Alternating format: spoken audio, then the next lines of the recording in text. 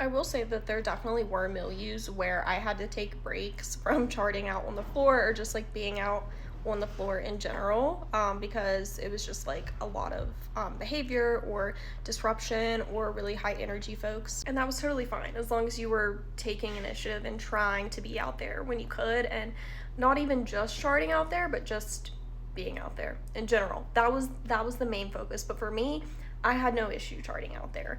And I think it comes from a place where I was working without an enclosed nurses station. So essentially, I was always out on the floor and charting.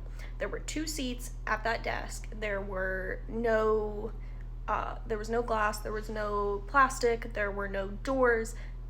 It was essentially like sitting out in the open on the unit because all the patients were there, coming to us with their needs or just talking, or if they were agitated, they were there as well. Somebody also mentioned on this post that the patients could break the laptops if they got agitated, and I'm here to tell y'all, with the open nursing station, I saw several broken computers, both on my unit and not on my unit.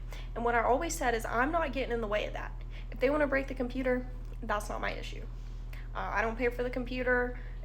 I'm not risking my life for one. The computers are a prime target because you're sitting there staring at them a lot of your day, and I think that's agitating, and also it's just something expensive to grab and break or throw.